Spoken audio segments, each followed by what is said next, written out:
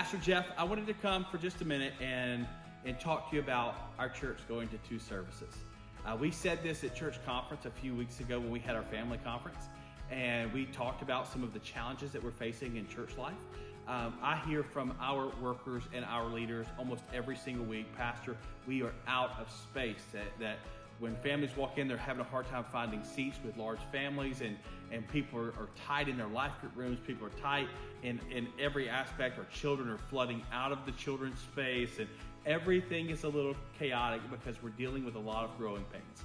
And so we have sat down as a staff, we've sat down with our deacons, we've sat down as church council, we've sat down with the vision team, and we've come to the place of realization where 2 services is the Band-Aid that we need to be able to have a little bit more room in church life. And so starting September the 10th, we are going to 2 services. We will have a 9:15 service, and then we were moving the second service. Our normal church service starts at 10:30, so we're moving it to 10:45 to give ourselves a little bit of time to empty a room and to refill the room and let people potty and chase kids and do everything that they've got to do in between those services. And so we hope that this is exciting for you. But we know every time we talk about change, people get anxiety. But did you know that the same part of your brain that sends the signals of anxiety are also the same side of your brain that counts gratitude?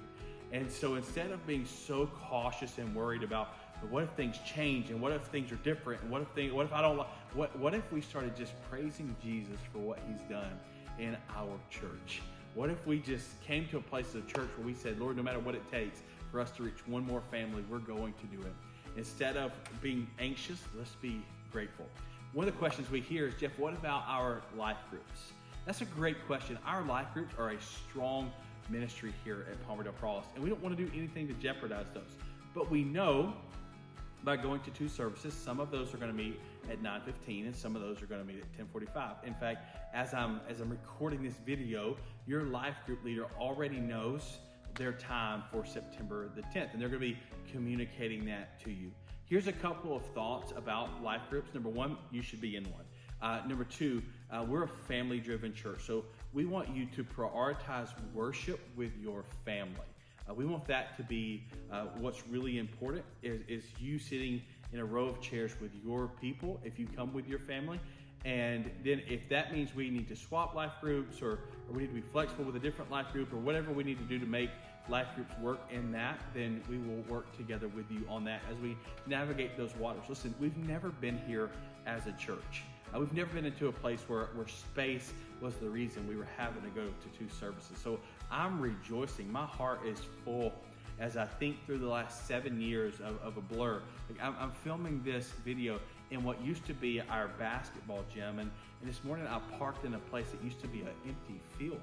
God's blessing has been on this church for the better half of the last decade, and we are celebrating the handiwork of God and the goodness of God as we move into this fall, anticipating a continuation of growth in our church. We know life groups are concerned, so please talk to your life group leaders. Talk to Dr. Donnie about that. We've worked through a lot of those issues. Another issue is, what about choir? What if we sing in the choir? How do we go to 2 services and do all the things? Jim and I have already talked about that, and we're building out a plan for you to be able to still partner with our worship team and be a part of that and connect with your life group. Other questions like, what about bathrooms and what about parking? All of this is already so full. Between our vision team and our deacons, they are both diligently working through plans to allow us more space and more opportunity to add more families to our congregation. So I want you to know that most of the big questions have already been asked and there are solutions coming to those. But I want to invite you, if you're sitting here today watching this video on your phone, your tablet, your computer, however you're seeing it, and you're saying, but wait, you haven't answered my question, why don't you email that to us or stop by our offices and talk to us? We don't want this to be something that you have anxiety over, but rather something that you see with excitement and joy coming down the pipe. Listen, God's done great things. We add families almost every single month here at Palmerdale Cross, and that's not a Jeff thing. That's not even a Palmerdale Cross thing, and it's not a you thing. That's the power of God at work in our church. And so we want you to be encouraged. We want you to be excited. We want you to be so excited you begin to invite your friends. So we will run our normal schedule right now. We'll run our 9:15 and 10:30 worship service from today up until our last Sunday on that schedule will be Labor Day weekend. And then the next weekend, September the 10th, school will be back in. Everybody will be settling into a groove. September the 10th, we will be in our first Sunday as 2 services. So here's a couple of things that you can help me with. Number one, that you can pray for wisdom for me and our leadership team here at our church. Again, we're in uncharted waters. We've never been here before. Could things go wrong our first Sunday? Absolutely. But we believe God has ordained this. This is something we've prayed through diligently, and we trust that God is doing great and wonderful things. So pray for wisdom for us. Number two, pray for flexibility for you. And I say for you because we often say we all need to be flexible, which often is interpreted as everyone needs to be flexible around me, or everyone needs to be flexible around you. And that's not what we're talking about when we say we all need to be flexible. We all need to come to the place of understanding where I'm going to lay down my preferences, and I'm going to lay down what I wish could happen or what I think should happen, because I want to make space for one more family, one more mom or dad to walk in here with their family, and their family come to know Christ and celebrate the victory of salvation.